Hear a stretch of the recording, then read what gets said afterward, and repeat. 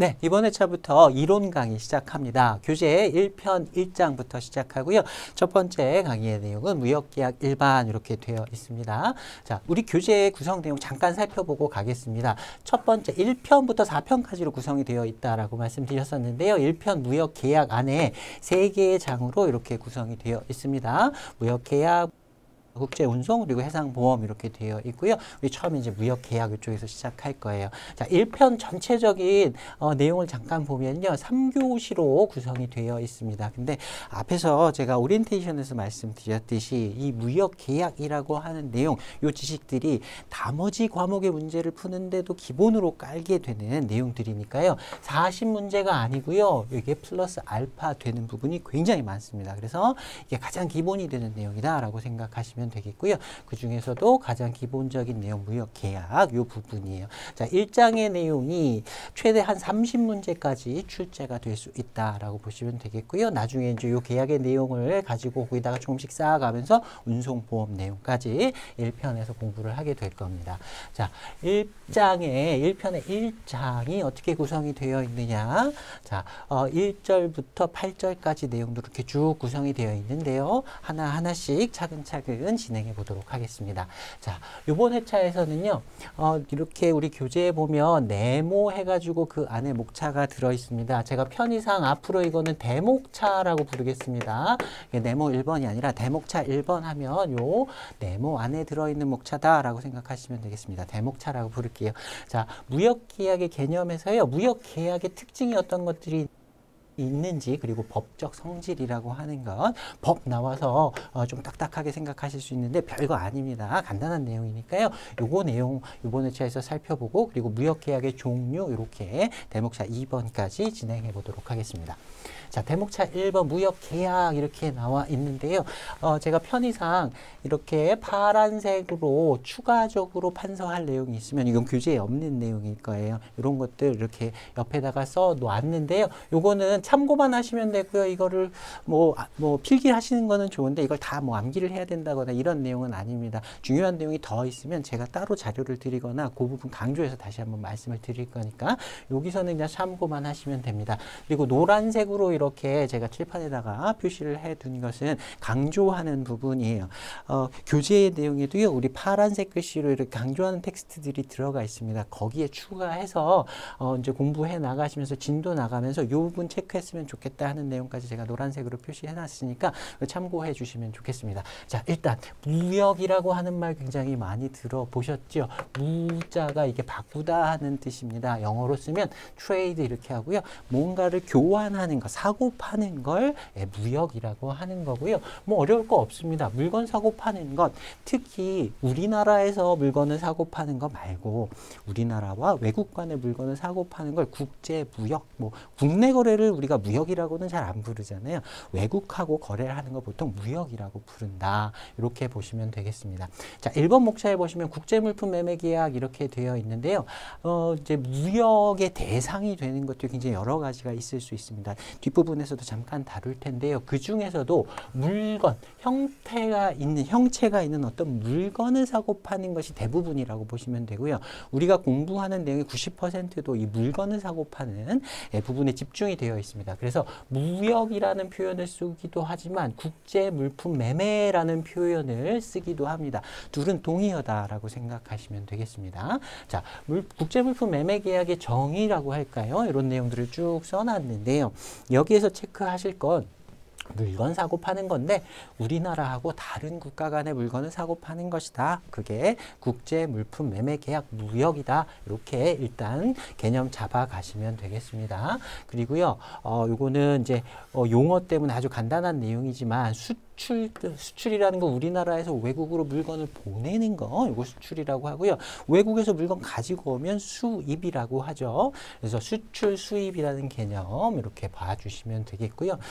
이제 좀 이따가 또 다시 한번 볼 텐데 매도니, 매수니 하는 표현들도 나옵니다. 판다, 산다라는 뜻으로 보시면 되겠습니다. 뒷부분에 나오는 내용 한번 읽어보시고요. 지금 잘 이해가 안 가도요. 이건 금방 여러분이 별거 아니다라고 금방 이해하실 수 있으니까 지금 처음부터 그래서 모르는 단어가 너무 많고 딱딱하다 이렇게 걱정하실 필요는 전혀 없습니다. 차근차근 진행하다 보면 어느 순간에 가랑비에 옷 젖는다 그러죠. 금방 익숙해집니다. 자, 2번 목차 보시면요. 국제물품 매매 계약의 특징 되어 있어요. 양가로 1번 보시면요. 첫 번째가 위험이 높대요. 제가 노란색으로 이렇게 표시를 해놨는데요. 몬송 중의 위험, 상업 위험, 신용 위험 등등등 무슨 위험이 많대요. 그 밑에 보시면 교재에 더 쉽게 이해하기 위해서 무역계약 관련한 위험 이렇게 표로 정리를 해놓은 것이 있습니다. 여기서 기본적인 개념 좀 보고 갈게요. 자, 첫 번째로 나오는 게 위험의 종류 이렇게 나와서요. 신용 위험 그대로 직역하면 이렇게 되겠죠. 크레딧 리스크라고 합니다. 이 크레딧 리스크라고 하는 단어, 이 표현은 좀 기억을 해두시면 좋겠어요. 제가 기억했으면 좋겠다라고 말씀드리는 걸 이 자리에서 암기하시면 물론 좋지만 암기 안 될 수 있습니다. 당연한 거예요. 사람이니까 그렇습니다. 자, 표시를 해두고 밑줄을 그으시던 뭐 형광펜을 칠하시던 요거는 필수 단어니까 시험에 그대로 나올 수 있어요. 신용위험이라고 할 수도 있고요.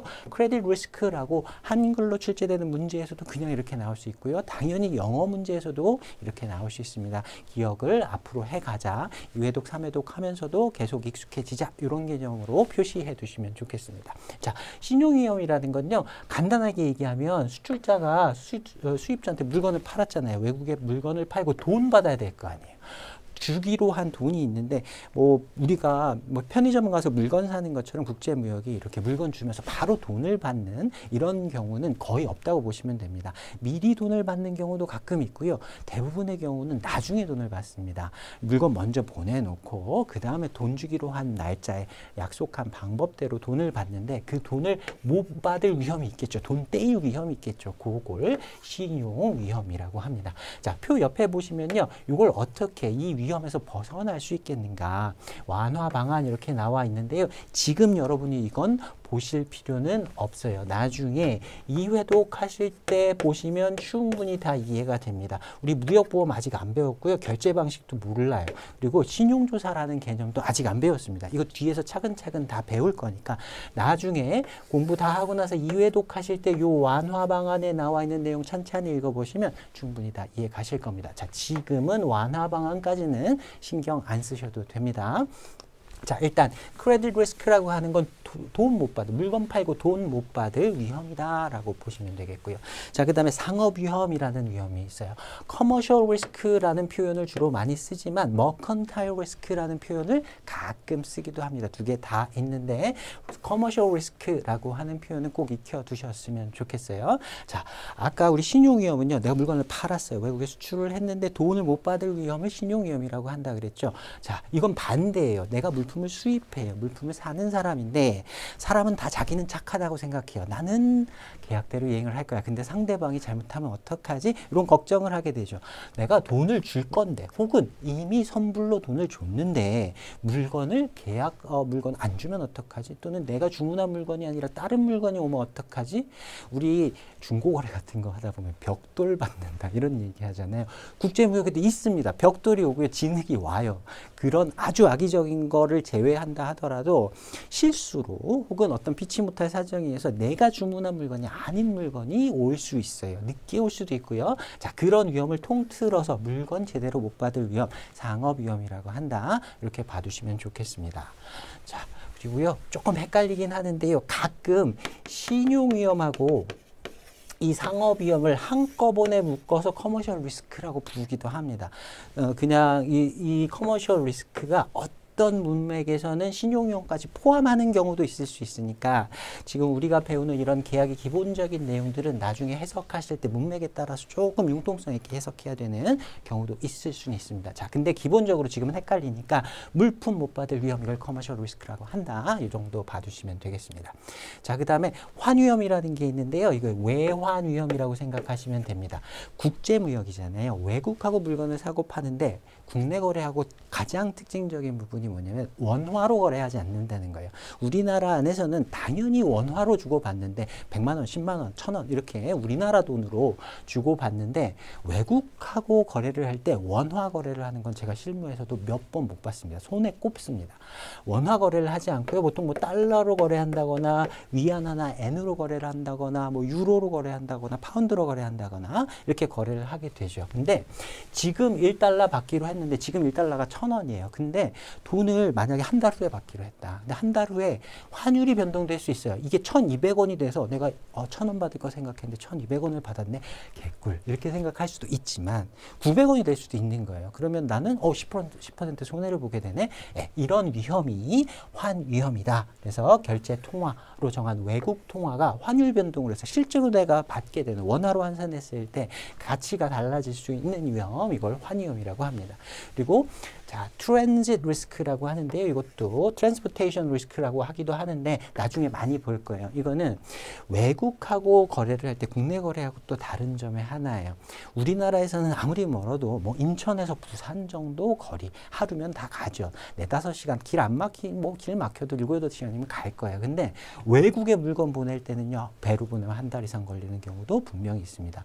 운송 중에 물품이 잘못될 수 있어요. 물품이 상할 수도 있고요. 파손될 수도 있고요. 없어질 수도 있고 사고 나서 가라앉을 수도 있습니다. 비행기가 그러면 안 되겠지만 떨어질 수도 있고요. 자, 그런 운송 중에 물품이 없어지고 망가지고 도난당하고 이런 위험을 통틀어서 우리가 운송 위험이라고 부릅니다.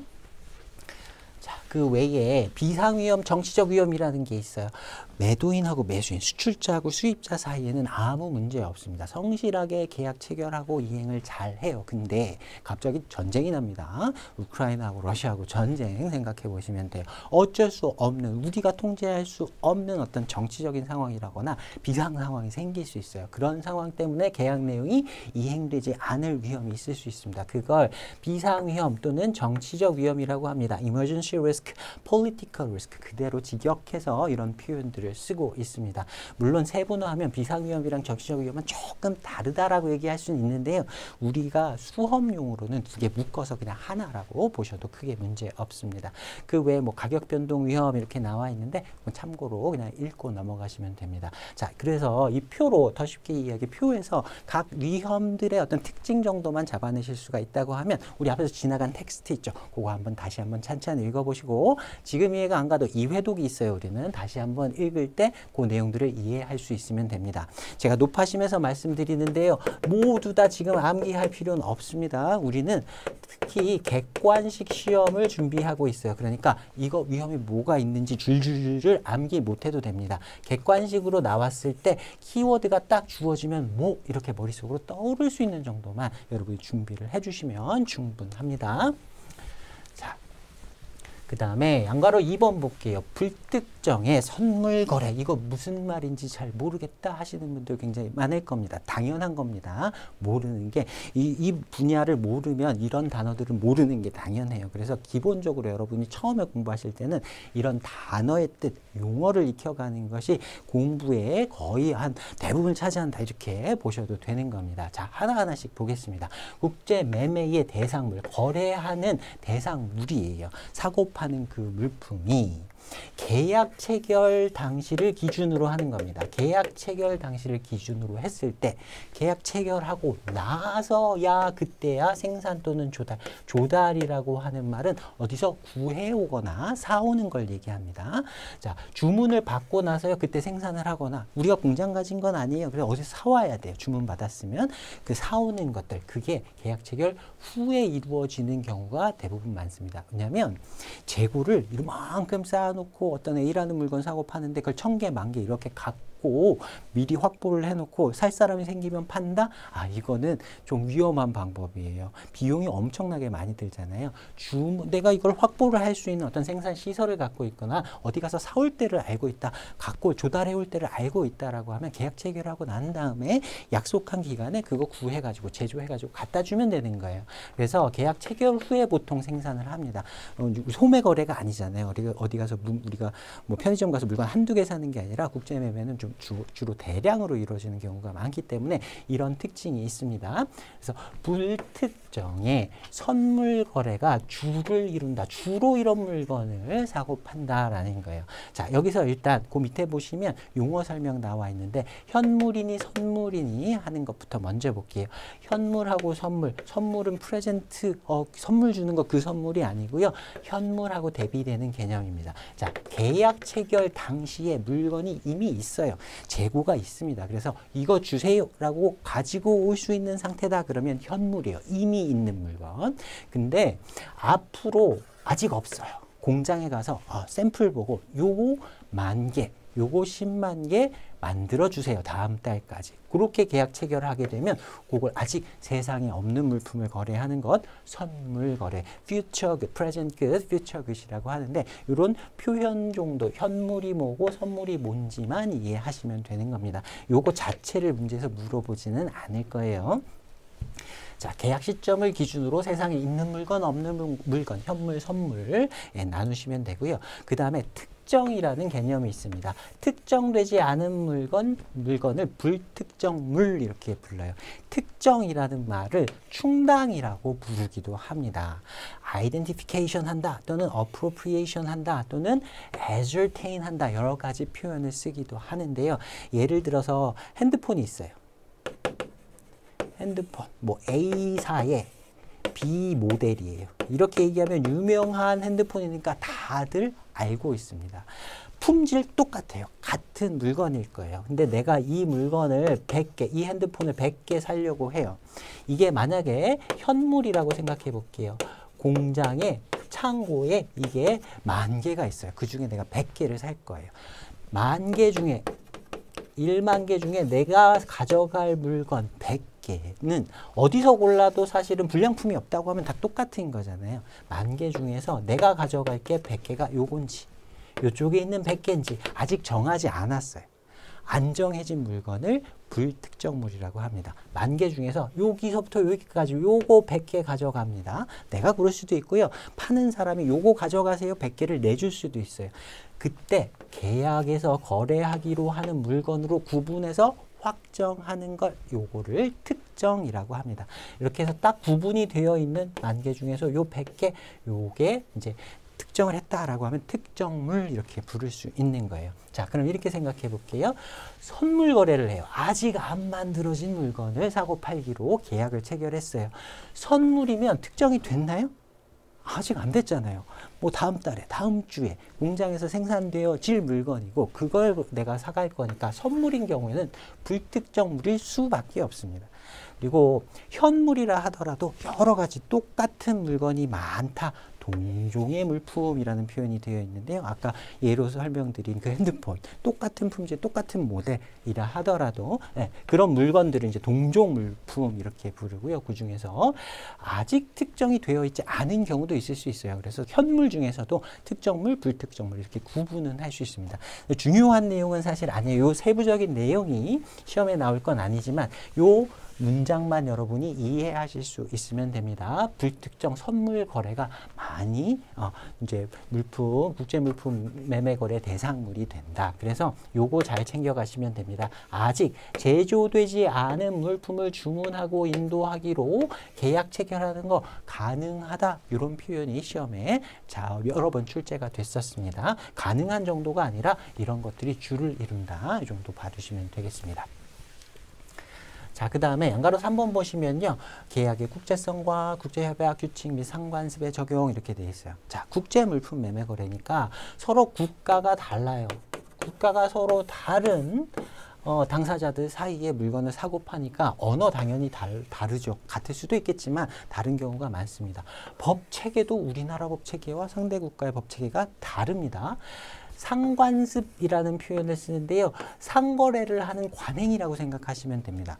우리나라에서는 이렇게 거래하는 게 일반적이에요. 법으로 써 있지는 않지만 요새 국룰이라는 말 많이 쓰죠. 치킨에는 맥주가 국룰이다. 법으로 정해진 건 아니지만 사람들이 대부분 그렇게 하잖아요. 농담입니다. 이건 진짜 보시면 안 되고요. 관습도 다른 나라에서는 당연한 건데 우리나라에서는 이상할 수 있어요. 우리나라에서는 그렇게 안 할 수 있습니다. 반대의 경우도 있을 수 있어요. 그런 것들이 상이하다, 다르다는 거예요. 그러니까 여러 가지 문제가 생길 수밖에 없고요. 가능성이 많고요. 문제가 만약에 생기면 분쟁을 해결하는 과정에서도 기준이 서로 다를 수밖에 없습니다. 만약에 이거 그대로 방치해 두면 무역 계약 체결하고 진행하는데 굉장히 혼란스러운 문제들이 생길 겁니다. 그래서 어떻게 하냐면 국제적으로 합의한 협약이라든가 조약이라든가 무역 규칙 이런 것들을 많이 사용해요.